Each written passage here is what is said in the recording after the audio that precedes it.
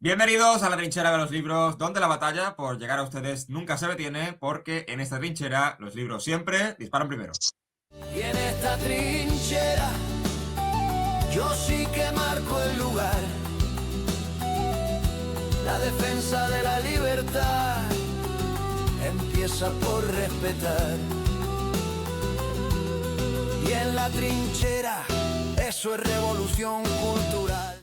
La educación siempre se ha sostenido sobre la premisa de que la lectura es la piedra angular del pensamiento crítico, pero hay una paradoja detrás de todo esto. Nunca antes habíamos tenido tanto acceso a la información y nunca parece haber sido tan difícil fomentar el hábito lector entre las nuevas generaciones, aunque en España el último barómetro de hábitos de lectura muestra que el 76,9% de las personas de entre 14 y 24 años lee.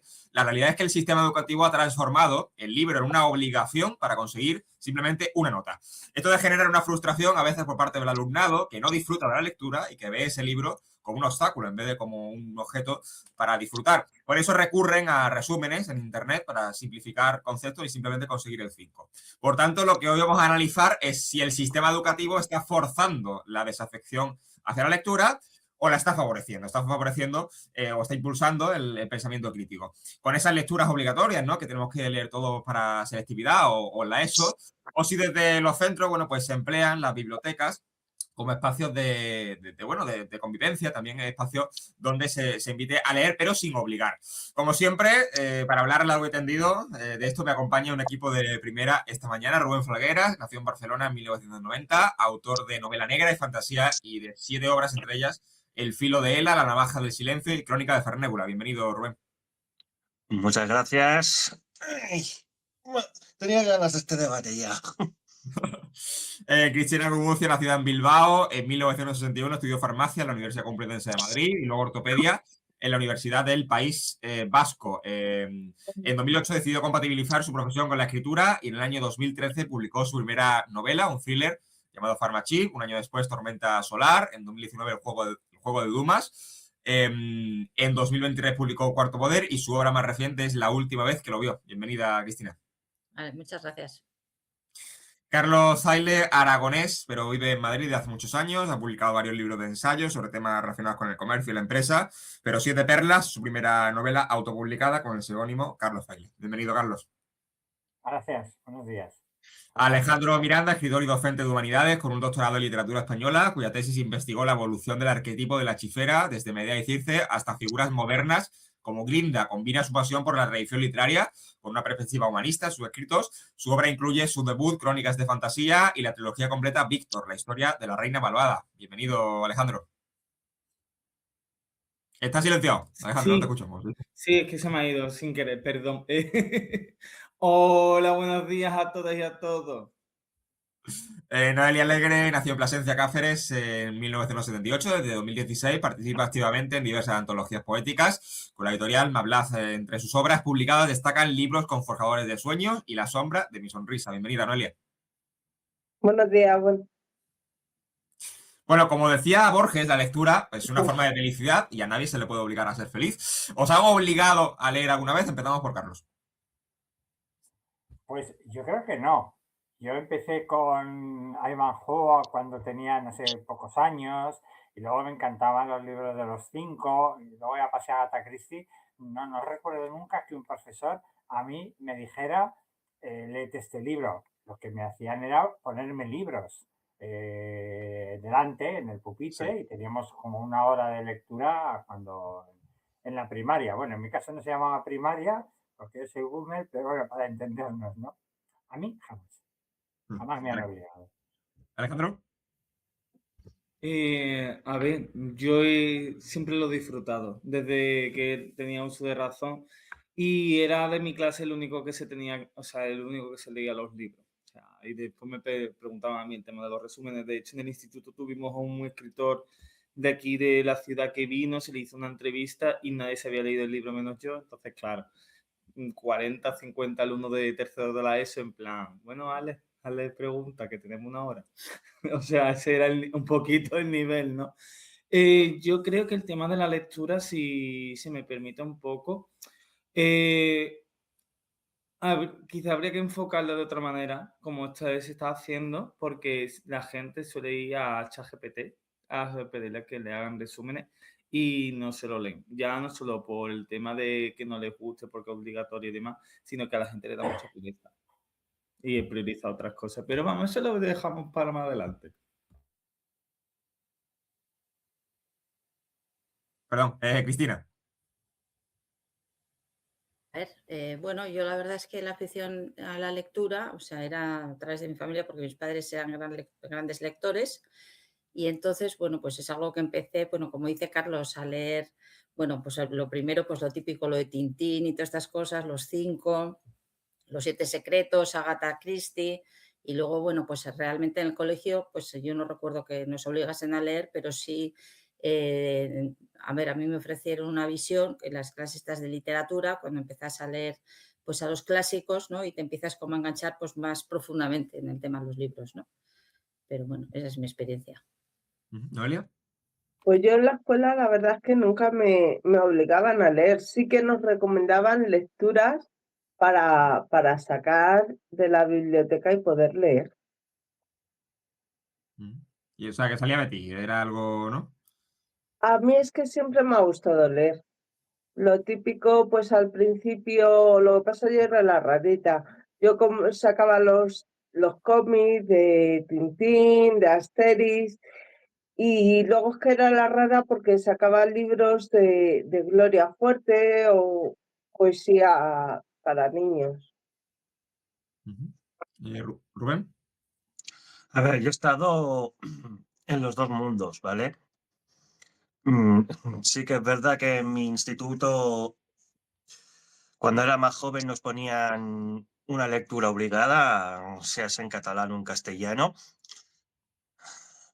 pero, a ver, sí que entiendo el por, el por qué hay tanto, tanta desgana en leer, porque aparte de que leer es un placer, siento que no nos están haciendo leer para tener un pensamiento crítico. Yo creo que el pensamiento crítico viene de lo que tú decides leer, no de no que leas lo que te dice el instituto para sacar nota. Y en ese sentido también estuve en este grupo porque un profesor mío de castellano, que parecía ser que estaba ya pensando más en la jubilación que otra cosa,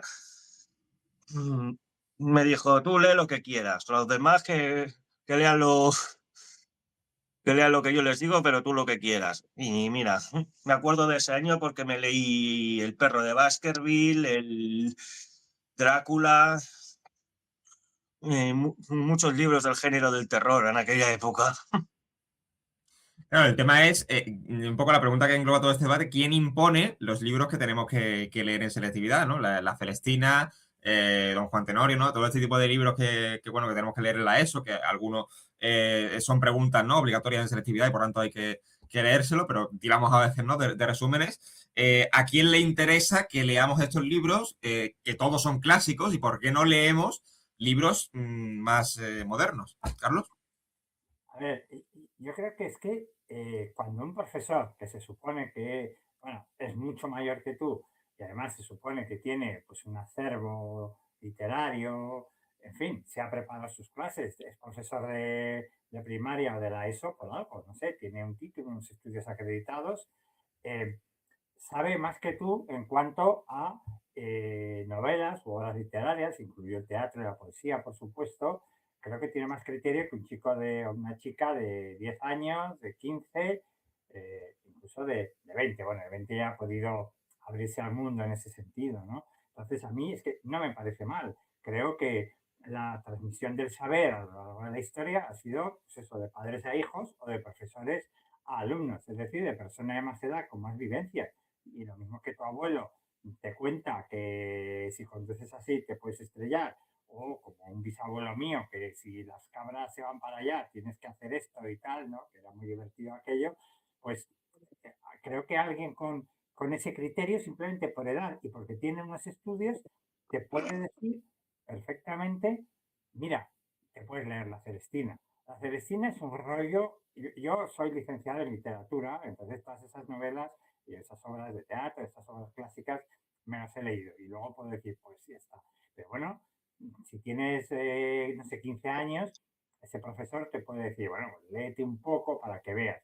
Pasa una cosa en español, el idioma ha evolucionado mucho y el castellano antiguo le pasa al Quijote. El Quijote es una obra divertidísima, una obra estupenda y muy bien escrita. ¿Cuál es el problema?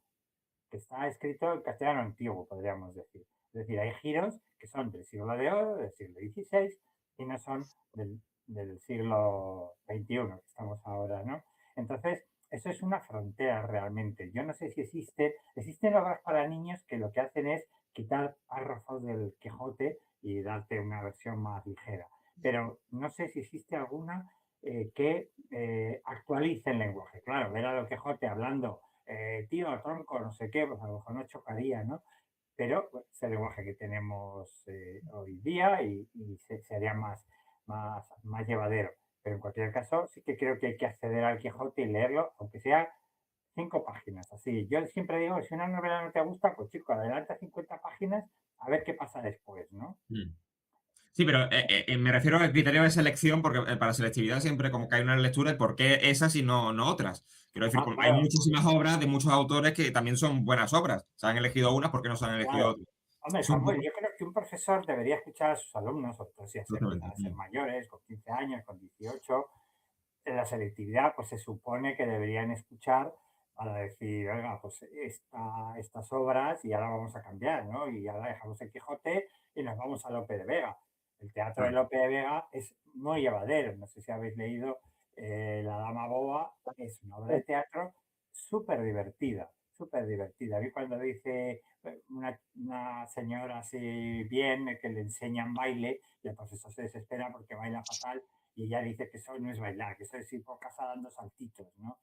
A mí es que eso me acuerdo, que lo leí pues eso con 20 y algo años en la universidad, me pareció divertidísimo. Hay obras clásicas que pueden ser muy divertidas, pero no pasa nada, le puedes quitar, o sea, puedes leerte un trozo, pues eso y de poesía no digamos. Yo es que con mi madre, cuando yo tenía 8 o 10 años, ella era una gran lectora y después de cenar no veíamos la tele, sino que leíamos Claro. poesía. Con 10 cañones por banda, viento en popa toda vela o No es corta el la mar, vida sino la de vuela un velero bergantín. Exacto. Bajé el pirata que llaman por su bravura el temido en todo el mar conocido, del uno al otro. Del uno al Es que me otro acuerdo de confín. entonces, me acuerdo de entonces. Y yo quería decir, no quiero capitalizar, me interrumpí con lo que decía, pero sí quería decir una cosa que le he dicho en mis redes, que me parece muy importante. Y es que la gente sepa una cosa. Mira, hoy día lo que se lleva es la cultura visual. Estamos Mm. aquí haciendo una cosa visual y hablando. Entonces, cuando tú ves una película, ves un programa de televisión, eh, lo que hacen es que te llega una imagen y un sonido. Una imagen que puede ser emocionante, de una persecución, una pelea, lo que sea, y un sonido, por ejemplo, de una conversación emocionante, truculenta o lo que sea.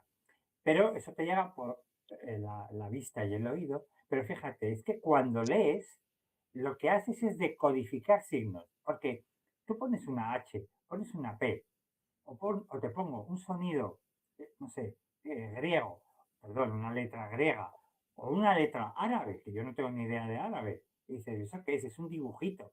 Y los chinos, pues son dibujitos, así, una cosita no sé qué y tal. Pero es que el español, o las lenguas indoeuropeas, que tan familiares no son también dibujitos que nuestro cerebro decodifica. Por tanto, el trabajo de leer, el trabajo mental, es mucho más saludable, más importante y más profundo que el trabajo de ver una película. Por eso, leer agiliza el cerebro. Es una gimnasia mental estupenda, porque tu cerebro vuelve a decodificar. Pues eso, vosotros aquí yo me veo que pone Carlos Saile y estoy decodificando, porque si me lo hubieras puesto en árabe, pues vería dibujitos. Y ya no te digo los egipcios leían lo que escribían. Ellos dibujaban, ponían un pajarito, yo no sé lo que significa un pajarito, pero sale mucho, o una barquita, pues se supone que haces un viaje, ¿no? Mm. Pero tenían esa forma de escritura y el cerebro tenía que decodificar. Si hay una barquita, ¿qué es? ¿Un dibujito con unas líneas curvas? No, es una barquita que dice que voy a hacer un viaje a lo que sea. Vale, vamos a pasar para seguir avanzando. Ale. Estoy ahí porque, o sea, mientras hemos estado hablando, estaba reflexionando, ¿por qué tenemos que verlo? No lo decimos nosotros, se dice, está en la ley. O sea, el BOE y el BOJA te dice lo que tienes que dar en clase, partiendo de esa base. Yo, por ejemplo, lo explico de la siguiente manera. Te tengo que dar en tercero de la ESO, porque en primero y en segundo de la ESO es introducción a la literatura.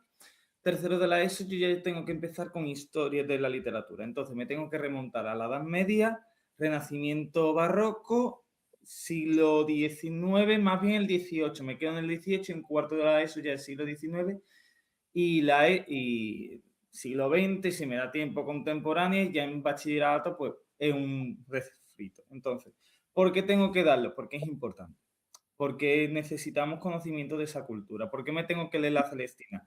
Porque la Celestina es la máxima expresión del cambio de mentalidad del tardo Renacimiento al Renacimiento. Entonces, el puente entre la Edad Media y el Renacimiento es importantísimo. Ahora bien, a la hora de abordarlo en clase, ¿cómo lo debería hacer? Porque la gente, hay estudios que lo señalan, que no aguantamos la atención más de un minuto, patatín, patatán. Pues bien, o me voy a textos adaptados, que hay filólogos que es como, ¡ah! No, eso no se hace, caca. O me voy a versiones que están ilustradas, como son mangas, que de hecho hay mangas de literatura universal, como por ejemplo Orgullo y Prejuicio. Y me voy por allí. Incluso, lo he dicho otras veces, Amadís de Gaula tiene una versión de cómic, yo lo intento comprar, no hay manera, porque está agotado. Pero a verlo, hay. ¿En serio? O puedo tirar de otras fuentes, como por ejemplo, hemos mencionado anteriormente el Quijote, pues, a ver, lo suyo es leerte el Quijote, ¿no? Pero puedo tirar de la serie animada que salía en Radio Televisión Española. Pues puedo tirar, ¿por qué no? Total, a ver, hay cosas. Entonces, es importante y necesario porque eso te ayuda a desarrollar tu pensamiento crítico. Aunque haya gente que te diga que no, eso no te sirve para nada, igual que la sintaxis no sirve para nada, te ayuda porque al conocer a tus antepasados literarios, comprendes lo que hay ahora. Por ejemplo, siempre nos vamos en literatura española al siglo de oro. ¿Por qué? Porque son clásicos y es que al final el mensaje siempre es el mismo, pero la forma en cómo se cuenta es importante. Yo, por ejemplo, hablo de Juana de Asbaje. Es fundamental leerla para entender el pensamiento de finales del 17 y cómo eso ha repercutido más adelante. Esa sería mi conclusión. Cristina. A ver, yo ante estos dos que son personas que son profesores, pues poco puedo decir, porque claro, yo no me dedico a la enseñanza. Entonces, lo No, único, yo no soy pues, profesor. Bueno, no de literatura.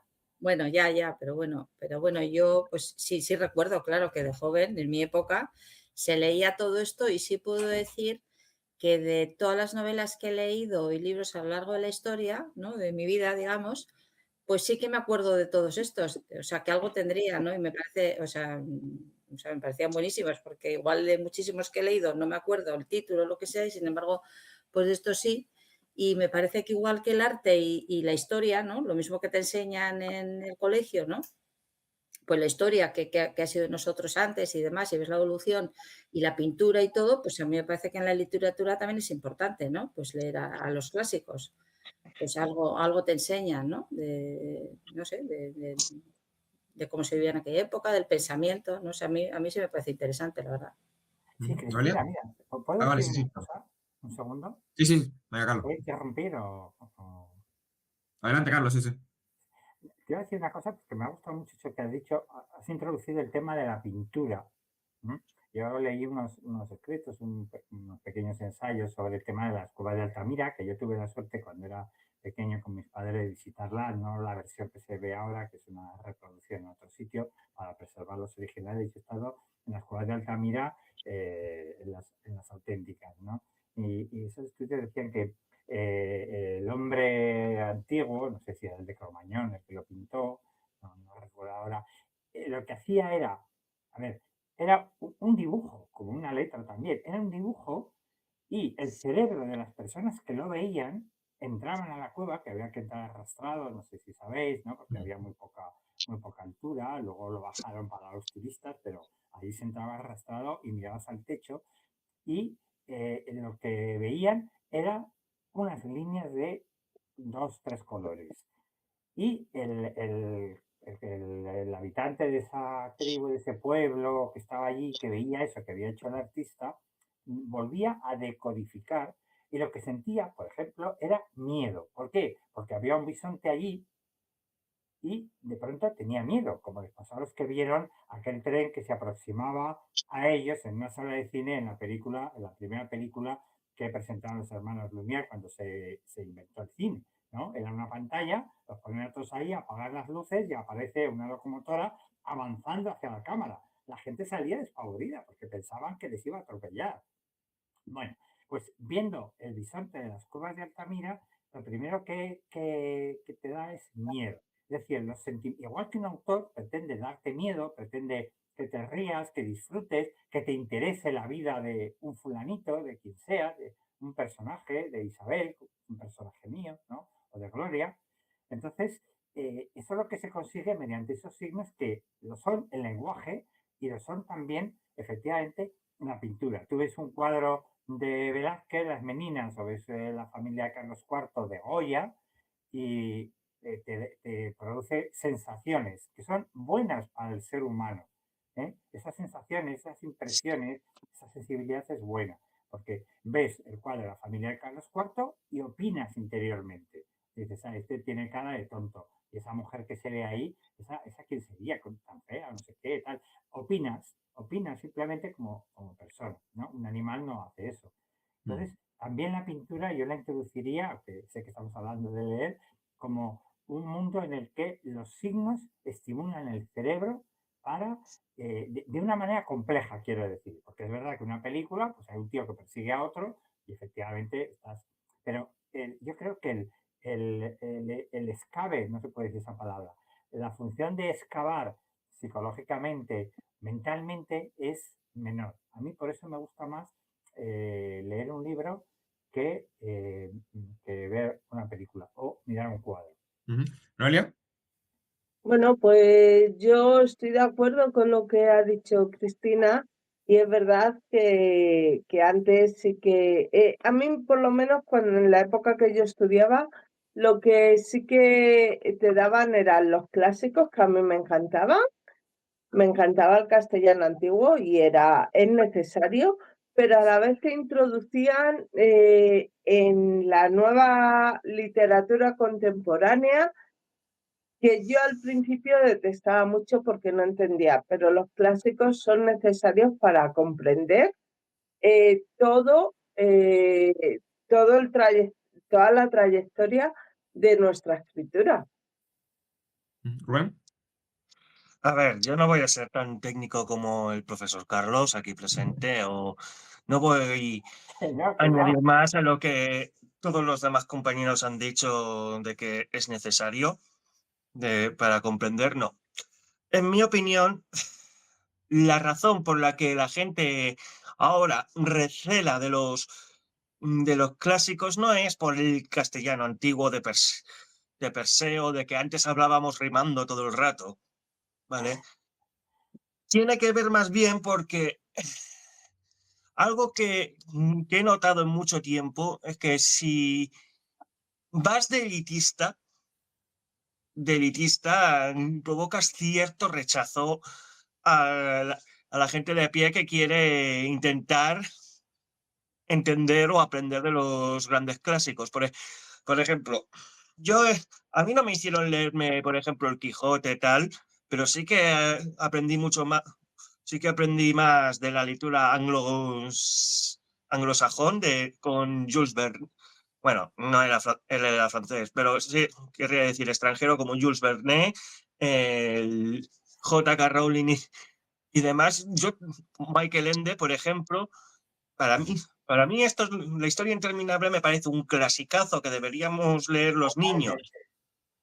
¿Vale? Totalmente, a mí me parece, para mí el libro número 1. Pero totalísimamente, es un clásico del siglo XX, pero vamos, de ahí no se me saca nadie. Pero el problema es que, por ejemplo, aquí en España tenemos el problema de que nos pasamos nos pasamos en decir a todo el mundo que lea a los grandes, pero obviamos a los grandes de nuestra literatura de ahora.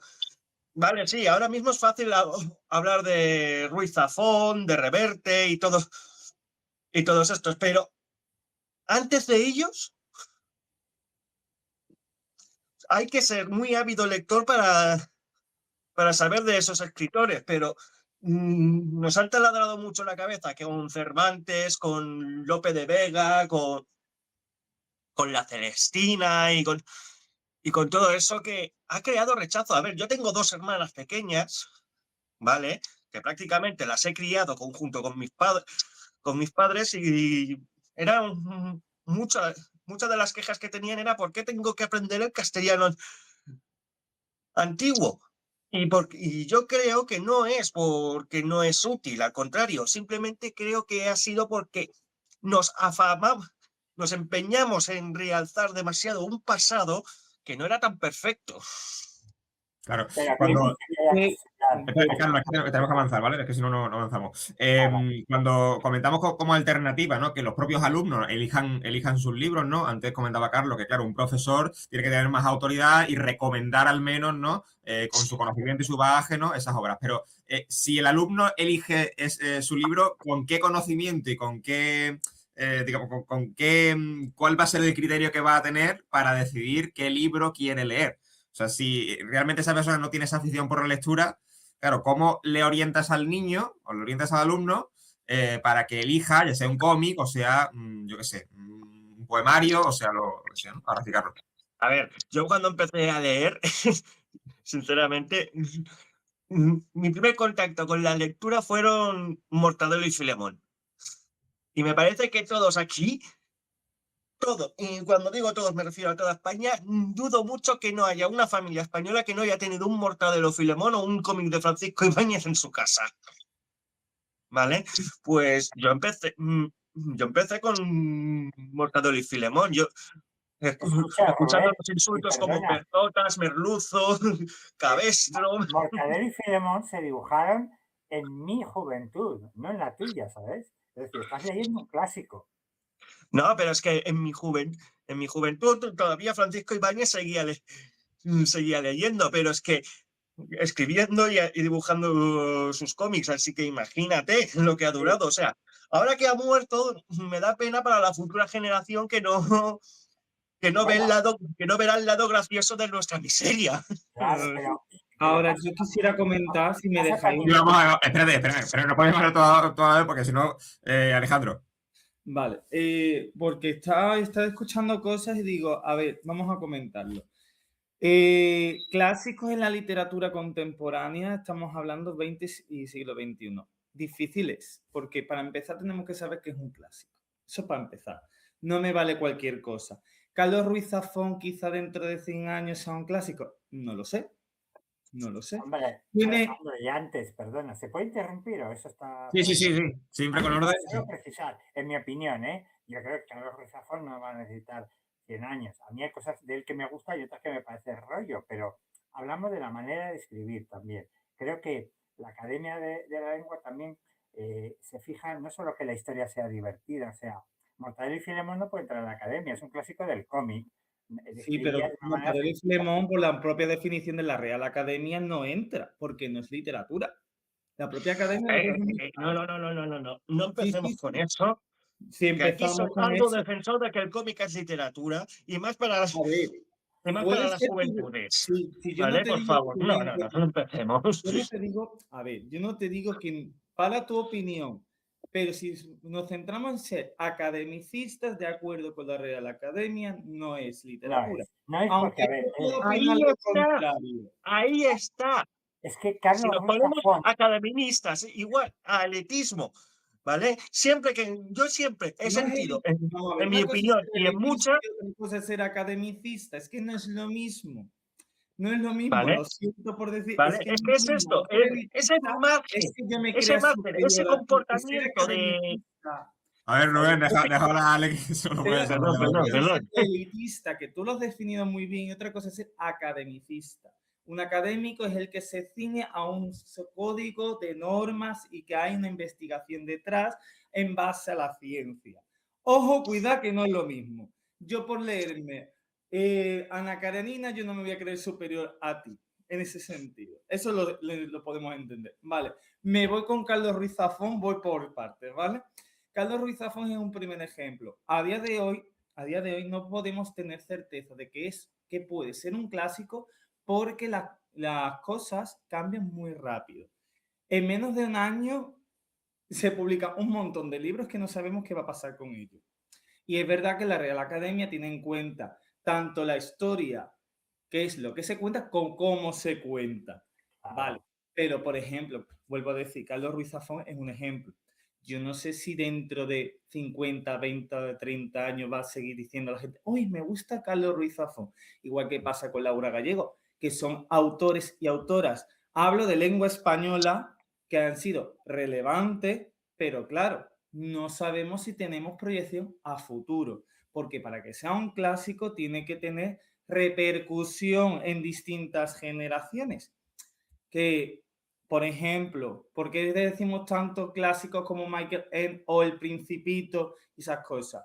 Porque es un mensaje intergeneracional, es decir, todas las generaciones se sienten identificadas. ¿Con Carlos Ruiz Zafón puede pasar? No lo sé. Puede ser. Why not? Hombre, Bueno, el pues problema es identificado, no necesariamente, ¿no? Creo, quiero decir, yo no tengo por qué sentirme identificado con los personajes a veces muy tenebrosos de Carlos Ruiz Zafón.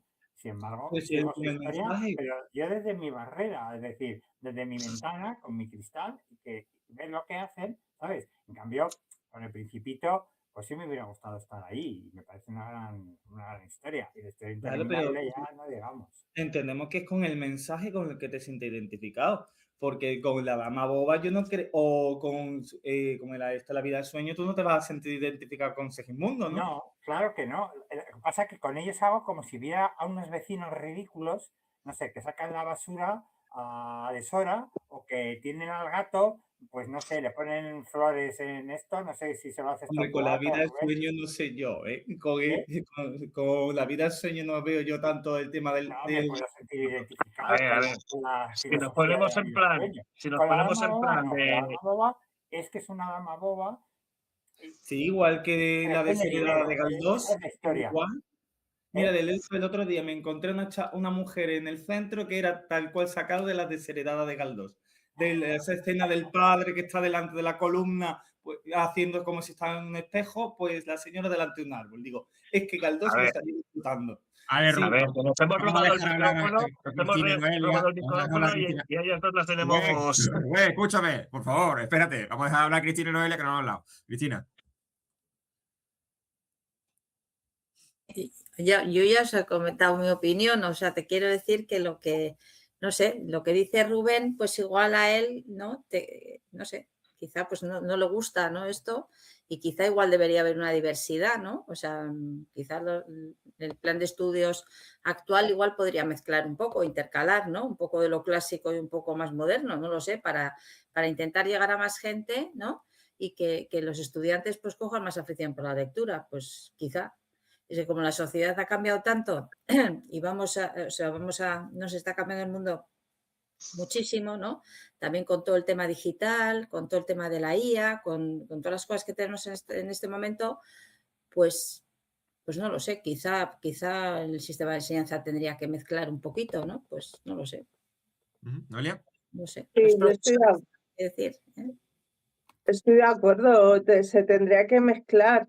Y además ahora mismo que el mundo es más visual, yo iría al cómic también. El cómic tira mucho hacia la gente más joven. Ahora, eso sí, lo que no le puedes hacer a un niño que quiere leer un libro porque le ha llamado la atención la trama que le has contado, es coger y arrastrarle y decirle, oye, no te voy a comprar ese libro si no lo vas a leer. ¿Acaso has probado a que tu hijo se siente para poder saber si va a leer ese libro? Porque claro, tiramos hacia los los típicos pues de los futbolísimos o los nuevos, pero a lo mejor el niño quiere avanzar y quiere saber un poco más de los contemporáneos. Yo Claro, puedo porque hacer una pregunta. espérate, Carlos. Claro, porque Vale. si el objetivo de la enseñanza es fomentar el pensamiento crítico a través de la literatura y el niño elige un cómic porque quiere leerlo, porque simplemente le llama la atención y el niño piensa a través del cómic, es lo que comentábamos antes. Es verdadera literatura. O sea, si al final el objetivo último es fomentar el pensamiento crítico en el niño, da igual que sea un clásico o que sea un cómic, el niño va a reflexionar igual, ¿no? Sí. Rubén. Yo creo que Sí, no. sí, O sea, a creo ver, que el cómic pongamos, Carlos, espérate. Rubén. pongamos, por ejemplo, un ejemplo. Alan Moore con V de Vendetta te está contando una historia distópica de ciencia ficción que no está tan alejada de la realidad y te ayuda a reflexionar sobre lo que puede hacer los totalitarismos. Es decir, para mí, si un libro aunque no sea la intención del escritor, quiere enseñarte o decirte un mensaje, ya es literatura. Por ejemplo, yo creo que el mayor problema que tenemos, sinceramente, por la que hay gente que presume de la ignorancia, no es que tenga acceso a las cámaras o acceso a información con la IA, es que detrás de esa persona que tachamos de ignorante, hay un niño que le ha tachado de burro antes, que le han tachado de burro por no leer antes. ¿Vale? Y es por eso que a veces parece que hay como una especie de rechazo a leer a los clásicos, porque se siente un sentimiento elitista, como he dicho, elitista de que si no lees esto no eres un buen lector. ¿Vale? Y yo este tipo de comportamientos lo he visto en un montón de ámbitos. En el mundo de la lucha libre, que por ejemplo, si no has visto una lucha de Ric Flair contra Steamboat, no eres un verdadero fanático de la lucha libre. O en los videojuegos, de que si juegas al Dark Souls sin invocaciones, no eres un auténtico gamer. Y lo mismo pasa aquí. Claro. Y lo mismo pasa en la literatura. Hay ciertos comportamientos elitistas que, ojo, que no digo que los clásicos no se deban de enseñar. Al contrario, hay que cambiar la forma de enseñar y motivar al niño para aprender. Y sí, tiro de lo personal porque a mí me dijeron que no iba ni a leer ni a escribir porque me costaba mucho concentrarme. Yo iba a ser un analfabeto toda mi puñetera vida. ¿Vale? Pues bien, y es por eso que yo tengo que más bien empieza en los colegios y no echo la culpa a los profesores, ojo, que están en su derecho de proponer mejoras y todo lo demás, pero hay que cambiar este pensamiento de hacer de que si un niño es demasiado inquieto, de tacharle de burro, o persona que no lee los clásicos porque de momento no está preparado para leerlos, tacharlos de ignorante. Vale, Ya, Carlos. pero... bueno, perdona. Sí, ahora te Yo, doy.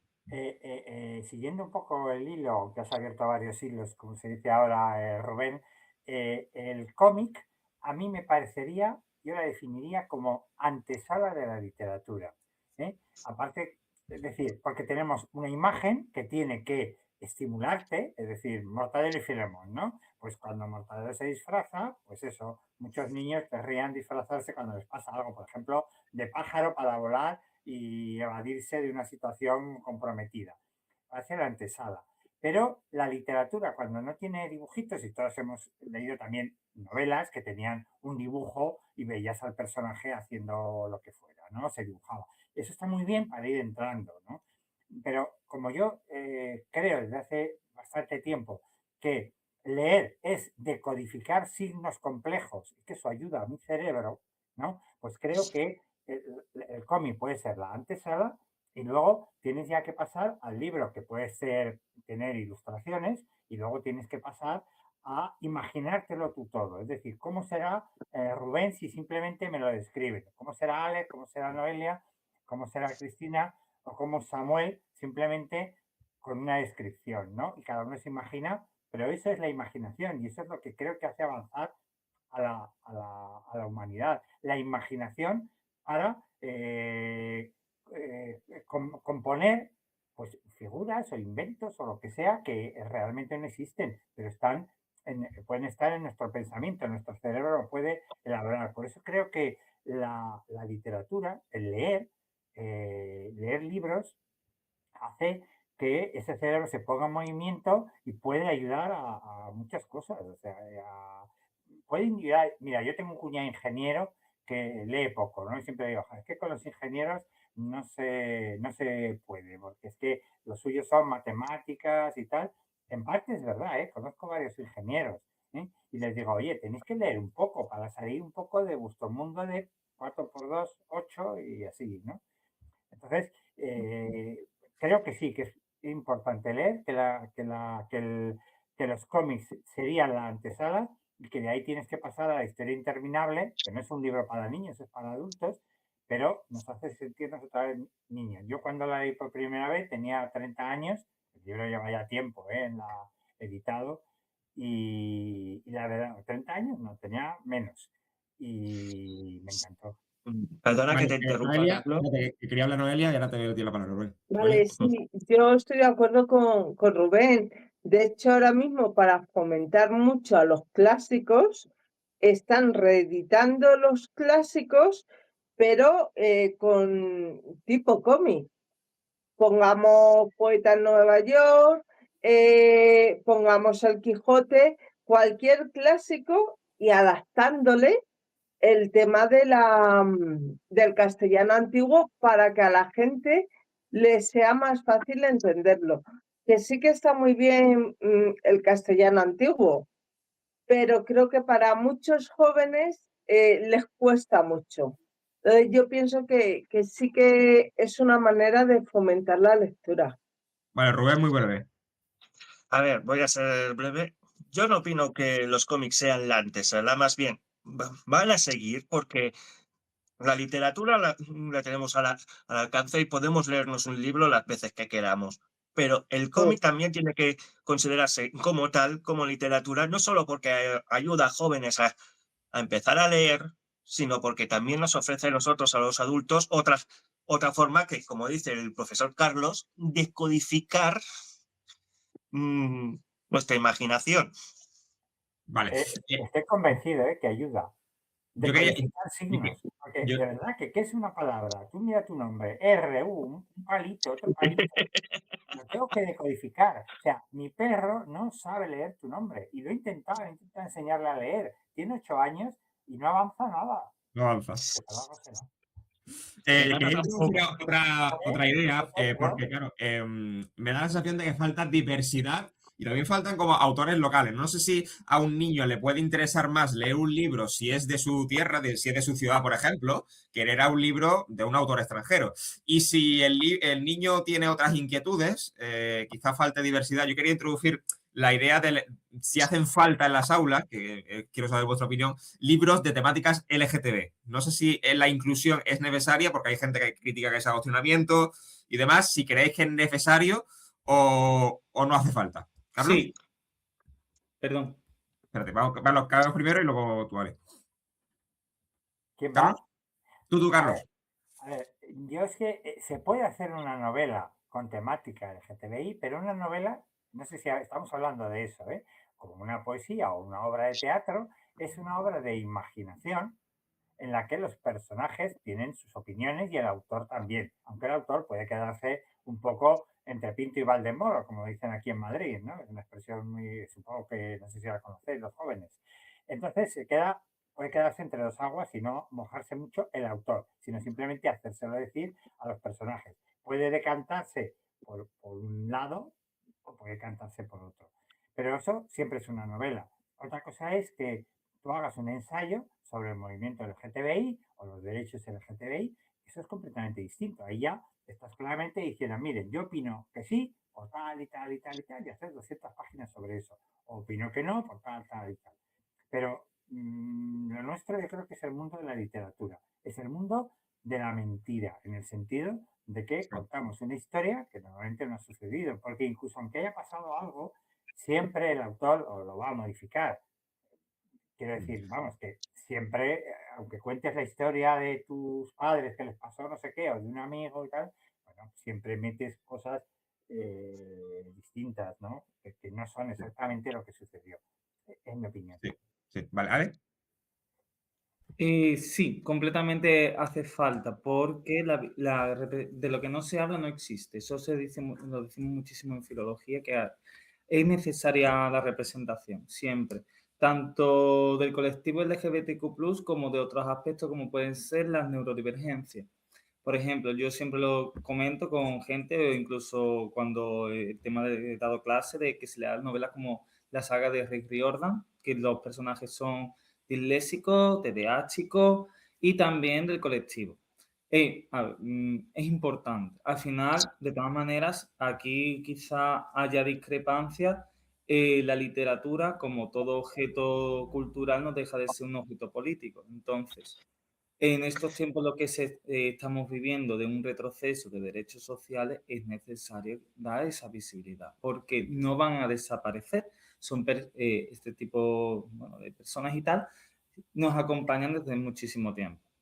Entonces, yo opino que sí, y de ahí, vamos, que de ahí no me saca ni 10 benditos. Eso sería. Vale. Cristina.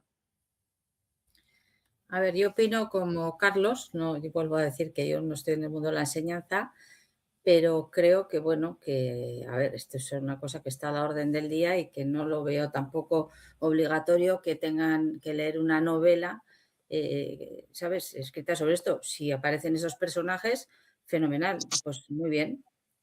Y si no, pues un ensayo, pues que se trate sobre el tema, pero no obligatoriamente leer novelas, o sea, obligarles a leer novelas en las que los personajes sean de unas características u otras, ¿no?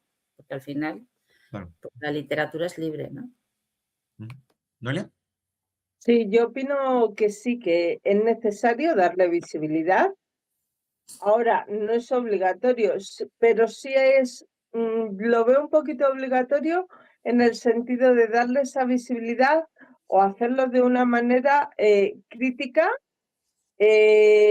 para enseñarles algo. Cuando tú escribes la novela o la poesía, hablas de ese mundo y les enseñas a reflexionar, ¿sabes? En esa manera sí lo veo. No lo veo como que sea algo muy, muy necesario, pero sí que es necesario comprender que ese mundo está ahí. Rubén, brevemente. A ver, voy a decirlo bien claro, ¿vale? Pero yo creo que sí, es necesaria la diversidad, Sí, ¿vale? Tanto la de LGTBI como la diversidad de que exista la posibilidad de leer Mein Kampf de Adolf Hitler. Y por favor, no os lancéis al cuello con esto que estoy diciendo, ¿vale? Porque ¿cómo vamos a tener un pensamiento crítico si eliminamos la maldad y no aprendemos de ella? Porque Sí, eso es queramos o verdad. no, de muchos horrores de la Segunda Guerra Mundial, las han aplicado para los avances de la medicina, como por ejemplo las operaciones, no sé si la penicilina salió en la Segunda Guerra Mundial, que alguien me corrija, por favor, ¿vale? No, fue poco anterior, ¿eh? Fue una Antes. época anterior, vale. Sí, sí. Siglo Pero XIX. también hubo muchos avances tecnológicos como los ordenadores. Se empezaron a utilizarse en la Segunda Guerra Mundial, el Internet también se empezó a usarse en la Segunda Guerra Mundial, ¿vale? Sí. ¿Y por qué? Porque si censuramos, tanto si censuramos el LGTBI como censuramos la cruda verdad de las ideas de Hitler, no avanzaremos. Pero No avanzaremos, no Rubén, aprendemos. vamos a ver, una persona muy formada, o sea, a mí, yo tengo ahora 68 años, ¿eh? Ya sé que no los aparento, pero los tengo. Te conservas muy Entonces, bien. ¿eh? Te Súper conservas fan, muy bien. súper fan, Carlos, súper fan. Bueno, a lo que iba, que, vamos a ver, a mí me das la lucha de Adolf Hitler o ideas parecidas o las ideas del comunismo de Stalin, ¿no? Y, bueno, pues tengo criterio, si con esta edad no la tengo, entonces depende a quién le des esas ideas, ¿no? Es decir, no creo que todos los libros sean buenos. Si yo hubiera leído con 20 años Schopenhauer, como decía un profesor mío, hubiera sido un amargado, porque también una novela, hablemos de novelas, no de ensayos, una novela en la que todo es amargura, todo es tristeza, la vida no es así. Todos tenemos alegrías y penas. Ya, pero La literatura Pero tiene lo que que ser. estoy tratando de decir, Carlos, lo que estoy tratando de decir es que parece que hay como una especie de miedo, ¿vale? De miedo, de paranoia, de decir que esta mierda wow, que está tal. No, a ver, ¿es Mira, necesaria la inclusividad? Sí, Sí, muchísimo. Pero tenemos que también, quitar pero esos tenemos que tabús.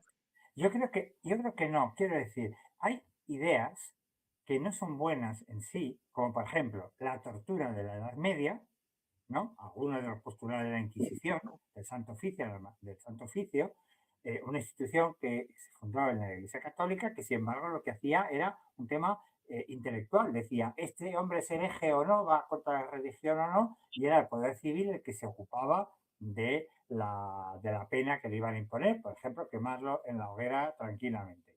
Entonces decir, bueno, pues a ver, que haya gente que apueste por quemar a la gente en la hoguera a Samuel, porque está aquí con la ya, trinchera, es que precisamente es sería, eso.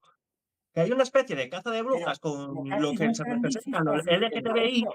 y tenemos que, y también, por ejemplo, hemos estado ocultando las maldades de uno, porque si hubiésemos leído el Mein Kampf, seguramente toda esta situación en la que vivimos seguramente no Pero la pasa. gente se lo leía, los alemanes se lo leyeron y Se siguieron lo la... leyeron, pero hubo un tiempo que Pues sería desapareció y solamente lo después de encontraban perder con la algún guerra. coleccionista. Ya. ¿Vale? Pero, Y no fue hasta los años 2000, cuando empezó la primera crisis económica del año 2008, cuando empezó a ser revendido y a ser de los más vendidos. pero, a ver, yo estoy totalmente con Carlos, es que hay ideas que mejor no. No eres de esa manera por leerte Mein Kampf, ¿vale? Pero no hace falta. Hay ideas que mejor que no vuelvan. Y están volviendo, Sí, pero por... es mejor que no vuelvan. Es mejor que no vuelvan, pero no podemos condenar al colectivo LGTBI como una especie de analogía Yo creo que... del nazismo actual, porque es lo que estamos Pero, haciendo hoy en a día. Por ver, eso digo, la inclusión es necesaria. Y tiempo también nos muerto. tenemos Yo que creo leer que lo aquí malo para nadie poder aprender. El ordenador que se me muere. Yo creo, Rubén, que aquí nadie está condenando, creo yo, el tema No, no he dicho de que aquí. haya que ocultar el No he dicho aquí, LGBT. sino la pregunta dice, ¿creéis que la inclusividad es necesaria? Dice, pues sí, es necesaria la inclusividad LGTBI y también de las personas discapacitadas, pero no podemos obviar las malas ideas porque han existido y han formado parte de nuestra sociedad. Pues eso, Pues y por aquí hay muy eso, buena, gracias. Es decir, ¿tú estás de acuerdo con la esclavitud? Escucha, en No, los no estoy estados de del acuerdo sur, con la pero esclavitud, es pero no que, podemos Yo, negar que pero existió. ahora tú lo ves así Rubén, con tu pensamiento del siglo XXI. La esclavitud durante siglos se veía una cosa normal, natural. Como que tú, pues yo qué sé, pues estabas en tu casa y entonces pues tú eras esclavo y habías nacido esclavo y ya estabas. O por ejemplo, ¿a ti te parece bien que los siervos de la gleba en la Edad Media tuvieran que nacían en un sitio, en un condado, en un señor, y no podían viajar libremente? Es decir, tú eras siervo que habías estado en un pueblecito de Cáceres y ahí te quedabas toda la vida porque estabas atado a la tierra y no podías decir, me voy a América o me voy Que a todo Madrid. esto que Estaba todo prohibido. esto me parece mal, todo esto que expones me parece mal, pero precisamente porque me parece mal, no lo debemos ocultar, ¿vale?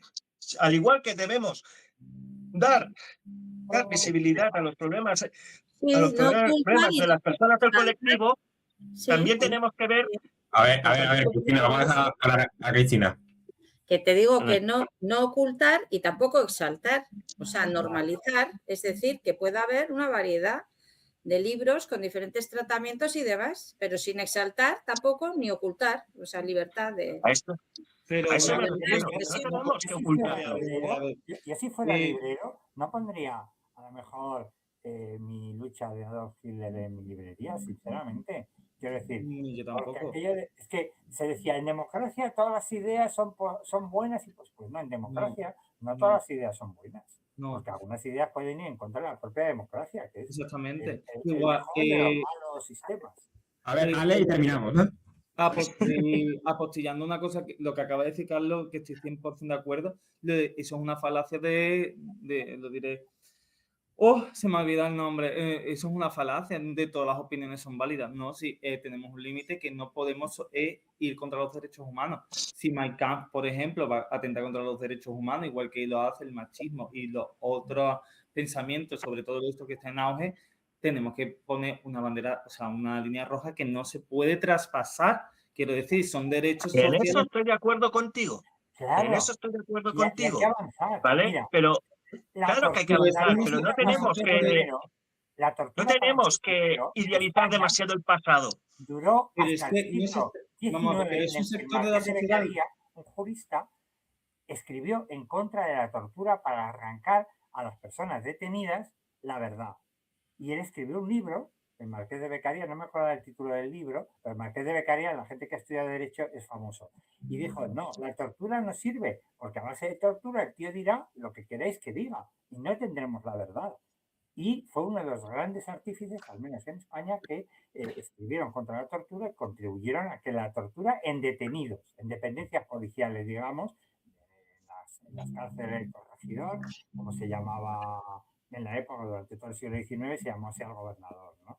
Que era, había jueces, ¿no? Por supuesto. Pero después de que al tío le habían dado tortura, decía la policía, los guardias decían, pues este hombre ha declarado que sí, que mató a la fulanita y le robó y no sé qué. Y no había sido él, ¿no? Vale.